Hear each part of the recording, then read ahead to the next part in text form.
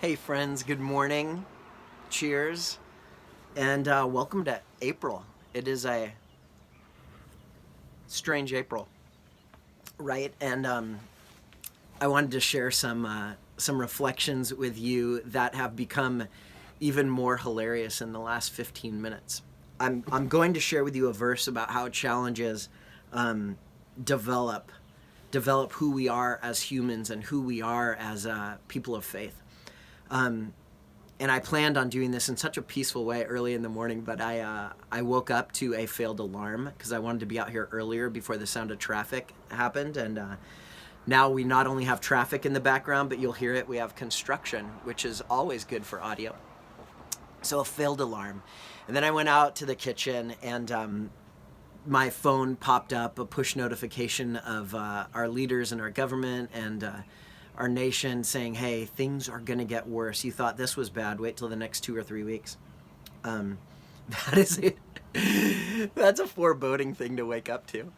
And then as I grabbed my stuff and my journal, my coffee, my Bible, this little video apparatus known as my phone, to come out, I look, and right at the base of our sliding glass door to come out to the treehouse is a giant poop. Yes, right there. And because we missed the cues this morning, and our husky left us a gift to say Happy April Fool's Day. and he's no small puppy, so that was no small gift at the sliding glass door that I had to clean up before I came out to you to talk about troubles and challenges. So ironic.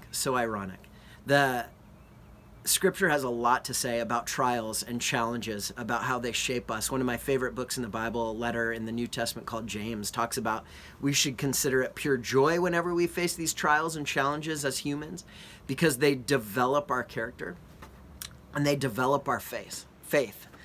Through the process, it sucks, but on the other side, we're more complete. We're more patient. We're more loving. We're more wise, and that's what happens on the other side of these challenges. There's another author, Paul, in the New Testament, who writes very much the same thing as James, and the reason why things are repeated so often in Scripture is oftentimes because truth needs to repeat in our lives so we finally hear it. And oftentimes the greatest truths are repeated many times throughout Scripture, like don't be afraid. Don't be afraid, don't be afraid. The reason why it's said so many times is because as humans, we naturally get afraid when things are out of control.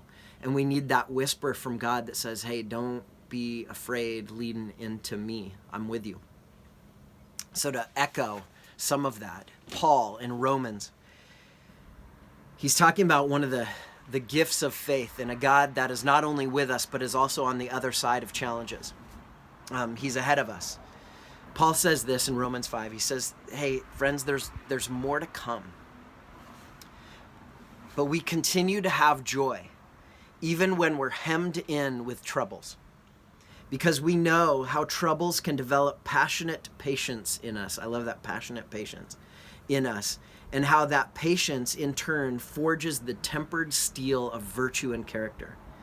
And that keeps us alert for whatever God is up to next. That these trials and challenges that we're going to face every day when we try to go back down to the house in your day and homeschool kids, or hear the news of even greater challenges to come, or look at finances plummeting, or wanting to reach out to people that we can't see, and technology may not help you with that, as great as technology is now. There's so many challenges the day is going to face ahead of us, but we know that we can have a passionate patience because on the other side of it, we're going to see where it developed us. I want to share you this, the last thought. In a Zoom meeting the other night, and maybe many of your meetings now with Zoom or FaceTime, whatever other platform you're using, people are getting together to share their challenges, to say, oh, this is how hard it is, this is how hard it is, and this is what I'm facing. And that is so good. We need that. We need the psychology of sharing our challenges. The other night we were doing this with a good group of 20 people, sharing challenges and tribulations of the time, and yet having a faith that God's going to do something on the other side. I noticed one quiet person And he sat and he listened and he had great things to say, and he just had this patience about him and a real, like, a presence of peace. Afterwards, I thanked him for being a part of the conversation. I just sent him a little message. Thank you so much for just being a part of the message, because he had such a presence of just peace and calm through it. And this is what he said. He said, well, you know, at 70, it's easier to see where the hand of providence has touched my life. He's saying at 70, it's easier to see where God has touched his life through the crisis and through the challenges. And he just has a presence of peace about him, because he saw where God showed up yesterday, and it reminds him of where God is going to show up today. God knows the chaos, and he says in James that when we lack wisdom, when we lack even knowing what to do, ask him. Ask God for help. In the message it says, if you don't know what you're doing, just pray to God. Because he loves to help, and you will get his help, and you won't be condescended to when you ask for it. I pray that you lean into God today and you ask for help. You ask for positivity facing the news to come. You ask for a patience and a great understanding of peace in challenging times. And because as we wait for all of that, and we wrestle with even the negative surprises of gifts at a sliding glass door on the very 1st of April, we're able to smile, we're able to get through it, feel the pain of the day for sure, but know that on the other side of it is a development of character and faith that will give you a peaceful presence like our friend Lee, a passionate patience in us to know that God is bringing out a better tomorrow. Maybe you need to hear that today. God is bringing out a better tomorrow, and he's working on you in the presence. And like a tea bag in hot water, man, the stuff comes out when we are pressed and put in hot water.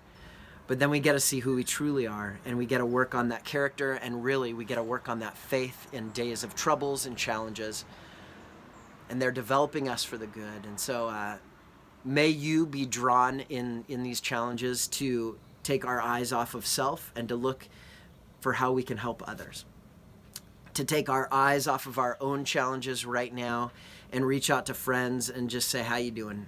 And maybe you can be that presence of peace and hope for someone else today as you lean into God and ask for help. That's it. From the treehouse, I'm going back to the sound and the chaos and the challenges of the day, just like you. And may you lean into God and feel his patient presence. All right. Take care. Bye-bye.